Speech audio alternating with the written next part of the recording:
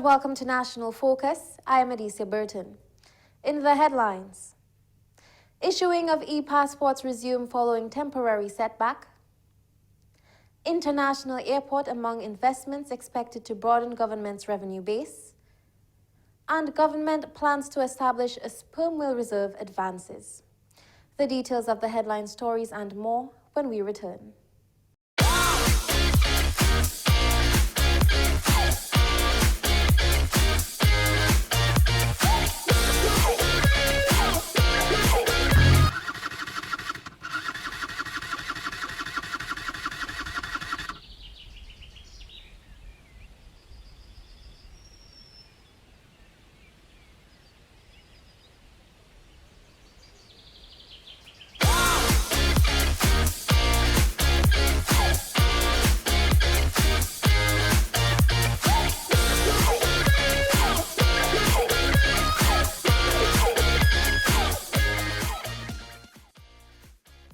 Ride safe, wear a helmet, safer roads in the nature aisle.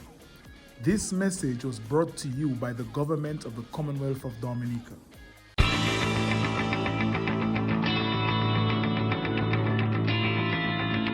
Welcome back. Prime Minister Honorable Roosevelt Skerrit says the issuing of e-passports have resumed after a shortage earlier this month. He explained that there was a shortage of books on island following the end of the contract with the initial supplier. In respect to the availability of passports, now, because we had placed a period where you had to transition from the old passports to the new passports, we would have found that people rushed and they used up all the passports which we would have programmed for a longer period of time. And you have that. And then the agreement which we had with Canadian banknote came to an end. And we had to go through the process of the renegotiation of the agreement. And the agreement hadn't been signed. It still hasn't been signed, right? We're still waiting for them to get back to us. He says since then a bulk order of 50,000 has been placed and approximately 10,000 are on island for issuing. But outside of that agreement, we have been able to procure additional books, what they call them. They call the passport, they call them books. It only become a passport when it's issued. So we call it books.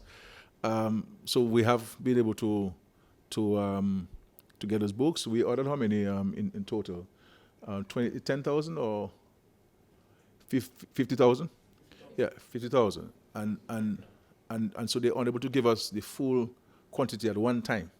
So they're going to be sending to us in tranches.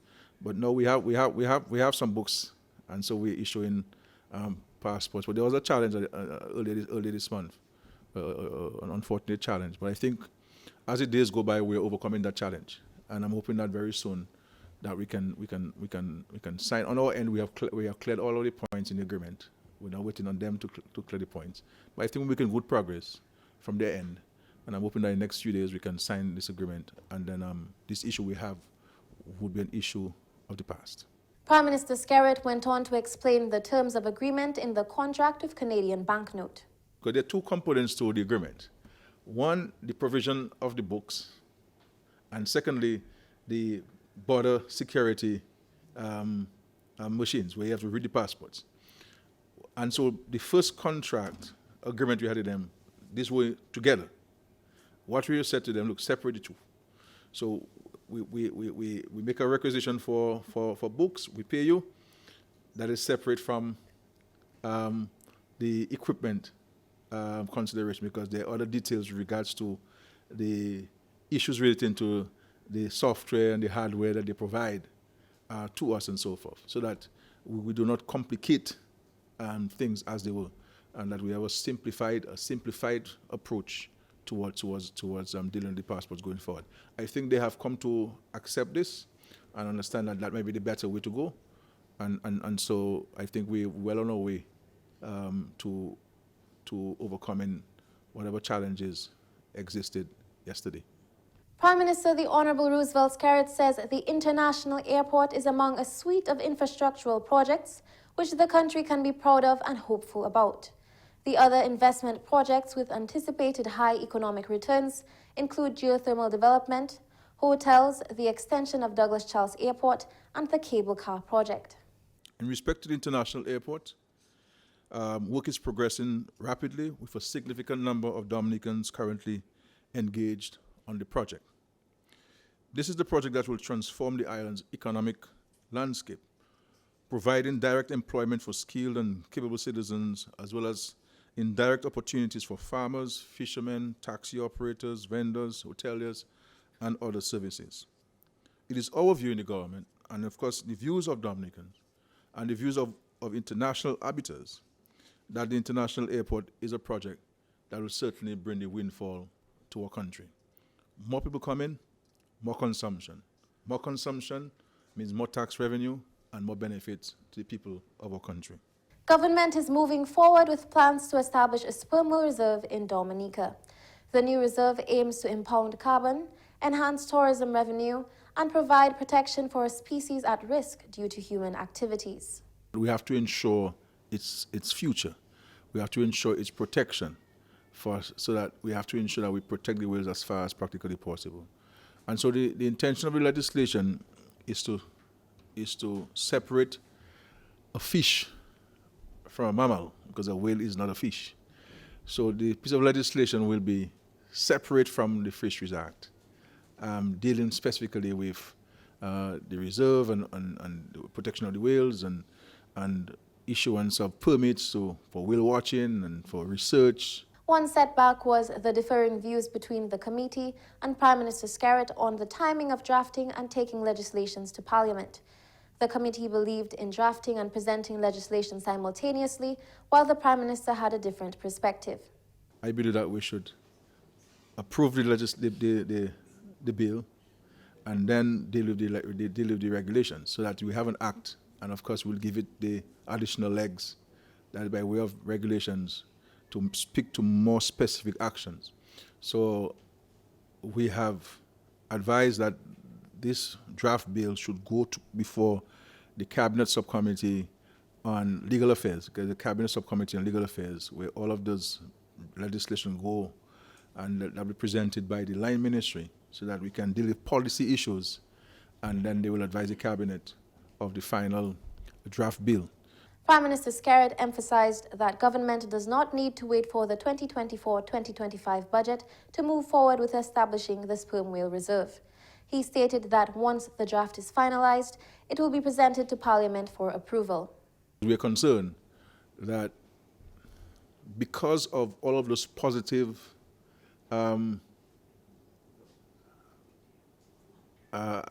recognition of Dominica by so many international publications, and what we have done where resilience is concerned, where we have done to reduce our carbon footprint and etc., where the environment is concerned, the marine reserve is concerned, the marine space is concerned, there has been an increase of visitors who come in specifically for whale watching, coming for scuba diving, for snorkeling, etc., etc. And so the economic opportunities in those areas are increasing. The sperm whale reserve was first announced in the 2023-2024 national budget as part of government's plan to develop the blue economy. Since the announcement, much progress has been made. A lot of work has been done behind the scenes. Through the help of a consultant, we have completed the draft bill act for the sperm whale reserve. It is being reviewed by a local committee, our people, which is made up of different ministries with the expertise and competent to review. As a minister, I've been informed that last week Friday was the final day of review. Of course, I keep tab from time to time, myself being a technical person. The government of Dominica, through its Ministry of Tourism, announces its participation in the Roots Americas 2024 conference. This week's event in Bogota, Colombia, marks Dominica's pursuit of enhancing air connectivity and cementing its position as a leading green destination on the global stage. Roots Americas 2024 stands as the foremost air service development forum in the Americas, uniting aviation and tourism professionals from across the globe. This year's conference hosts senior decision makers from the region's top airlines, airports, and tourism authorities. Dominica's involvement underscores the nation's commitment to fostering strategic partnerships and exploring opportunities to boost air access, a critical component of its tourism sector. As we step into Roots Americas for the third time, our enthusiasm and optimism for what lies ahead are unprecedented. Our previous engagements have led to significant enhancements, such as the Douglas Charles Airport runway improvement. This has demonstrated to our airline partners and stakeholders that Dominica is serious about its development and future prospects. As we continue to build on established connections and forge new ones, our focus remains on creating a sustainable, accessible, and enriching experience for all who visit our shores. This dedication to relationship building is the cornerstone of our success and will propel us toward even greater achievements as we continue to invest in the new international airport and other initiatives. Dominica's delegation to Roots Americas 2024 includes Honorable Dennis Charles Pemberton, Minister for Tourism, Mr. Benoit Badwell, CEO of Dominica Air and Seaport Authority, DASPA, Mr. Samuel Johnson, CEO of Dominica's International Airport Development Company, Ms. Monel Alexis, Communications and Public Relations Specialist for Discover Dominica Authority, and Kiana Daya, Miss Dominica 2024. The Ministry of Tourism remains optimistic about the outcomes of Roots Americas 2024, anticipating a future where Dominica becomes an even more accessible and sought-after destination for travelers worldwide. You're watching National Focus. More when we return.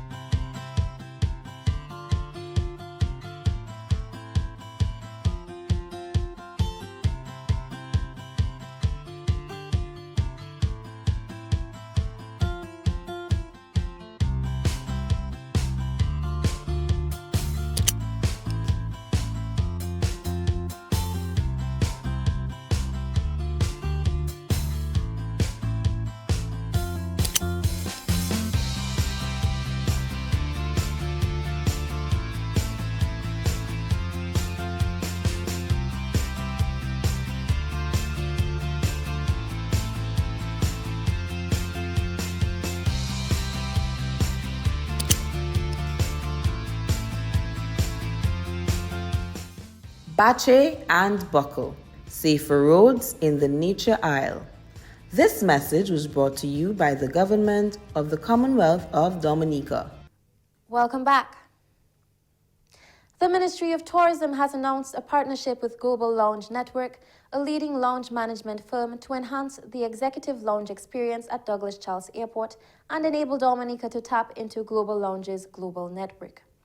This collaboration, which occurred on the second day of Roots Americas, promises to elevate passengers' travel experience by delivering first-class amenities and services. Minister for Tourism, Honorable Dennis Charles Pemberton, says this collaboration will secure many benefits for Dominica. I am really excited that in under 2 years of opening the Douglas Charles Executive Lounge, we have reached our goal of officially being part of a renowned global network. Our alliance with Global Lounge Network allows them to extend their offerings in the Nature Island to their loyal customers. This allows Dominica to be promoted in the network, which handles over 300,000 passengers monthly, and the vast customer base of Priority Pass and Launch Key. This move puts us on par with the travel experience they offer at major hubs like Miami, Puerto Rico, and San Francisco. It also supports the further development of our local hospitality industry by adding value for guests. On behalf of the Government of Dominica, I want to extend profound gratitude to range developers for their outstanding work in establishing, managing, and providing exceptional customer service to passengers at our existing executive lounge over the past 2 years, and look forward to continued collaboration with them. Chief Executive Officer of the Dominica Air and Seaport Authority, Mr. Benoit Badwell, says the partnership will elevate the standards of the Douglas Charles Airport.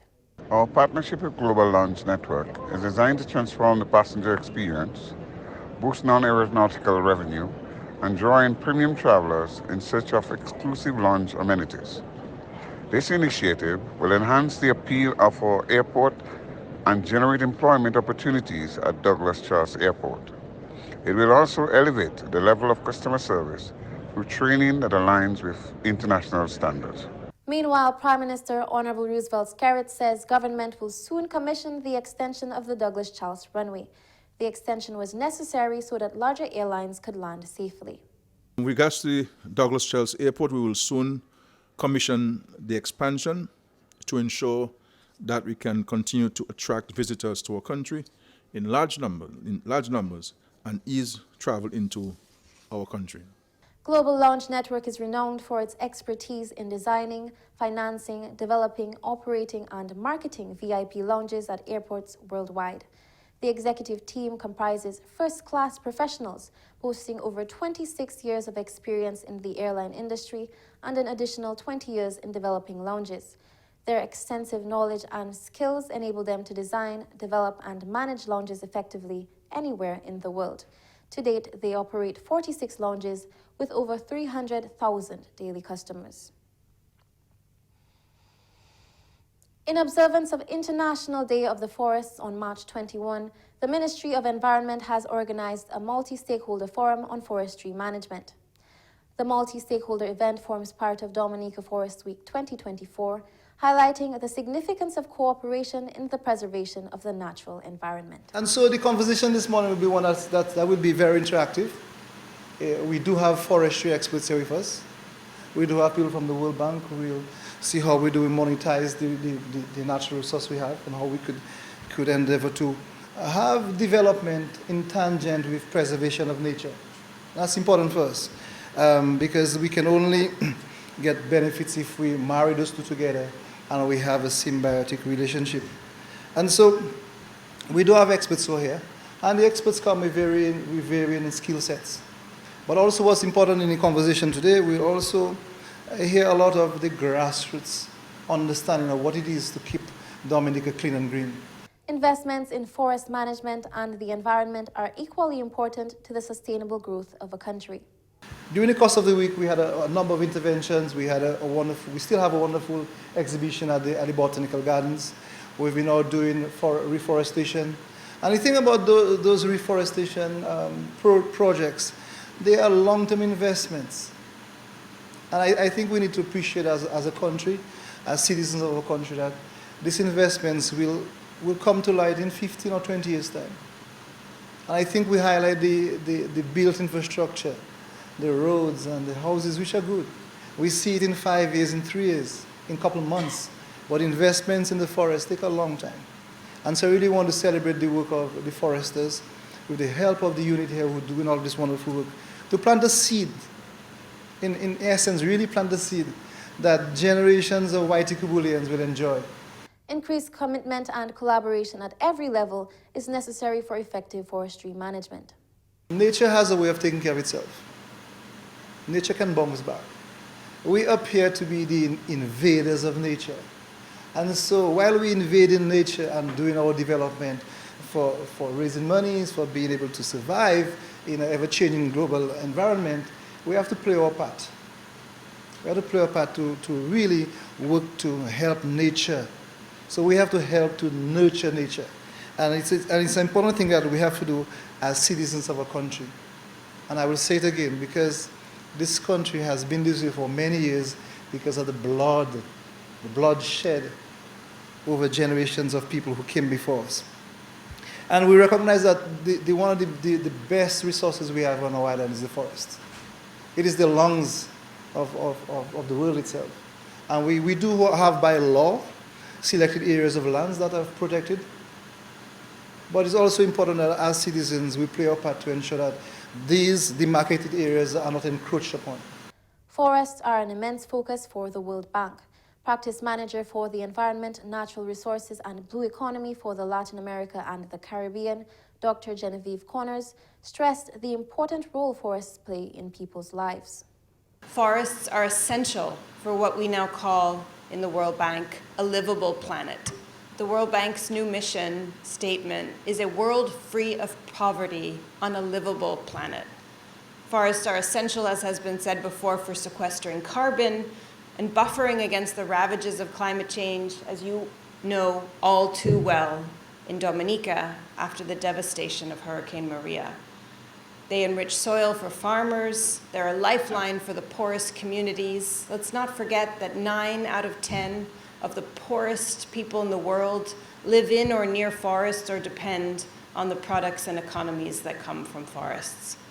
And they create jobs. They generate GDP and economic growth. And this is another theme I want to turn to later in the day.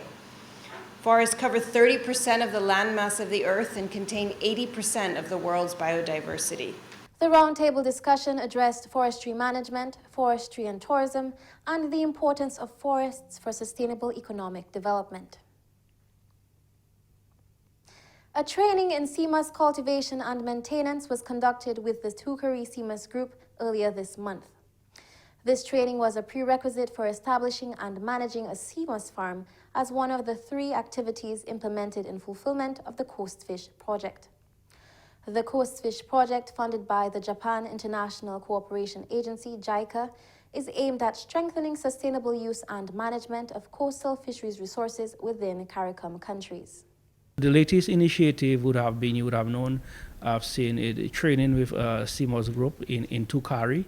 Again, this is an initiative we are partnering with the Japanese government or JICA in specific for a project that we call Coast Fish Project. It's an acronym, but I'm not going to go into the long name. It's just promoting sustainability activities within the shoreline area. So that include Seamoss propagation. So we have chosen this site in Tukari because of certain, it's not because Honorable Roy is my colleague, but it's because the conditions of the area, the calm seas and their calm bays, that makes it conducive. And there was a group which was already very interested in the training themselves. So this will create alternative livelihoods for individuals because the marine space before was not used for that purpose. So again, that lends into the whole blue economic sector, you know, and the blue economy is not only fisheries, but using the marine space for other activities that can generate meaningful income, especially for people who live along the coastline. The purpose of the project was to collaborate with local fisherfolk, organizations and fisheries authorities to manage fishery resources around coral reefs. The training continues in terms of the actual propagation itself, setting out the lines and planting of the Seamoss, and it is a very fast-growing crop. I say it's a crop because it is a plant. 4 to 6 weeks, these individuals, these farmers will see the benefit from this, and then the maintenance is very low. And as long as it's done right, it's not affected by any sort of swells or other climatic issues such as hurricanes. These people will see the benefit from Seamoss propagation, and therefore, overall to decrease our import of Seamoss so that we keep more of our money locally. This initiative serves as part of the ministry's efforts to enhance sustainability in the fishing industry. By creating a framework for cooperation and coordination, it aims to restructure current practices to ensure the long-term health and viability of marine ecosystems. Since last year, we had a comprehensive project with FAO, which looked at Seamoss propagation in depth. And then we did an entire year looking at the economic analysis and the value chain development for Seamoss. As you know, it's a very popular beverage on island, but you would learn that perhaps more than 90% of all the Seamoss that we consume come from neighboring islands because of the high demand. And we have always had a local industry in areas like Calabishi, but the quantities are not sufficient to maintain a commercial processing operation. So most of our individuals purchase from neighboring islands, mostly Grenada, St. Lucia, and in the past, to some extent, from Haiti. So we have embarked on a program to increase the production of Seamoss on island. And that's all for this edition of National Focus. Be sure to follow GIS Dominica on Facebook, YouTube, and Twitter. You can also drop us an email at gis@dominica.gov.dm. From all of us here on the GIS News production team, I'm Adicia Burton. Thank you for watching.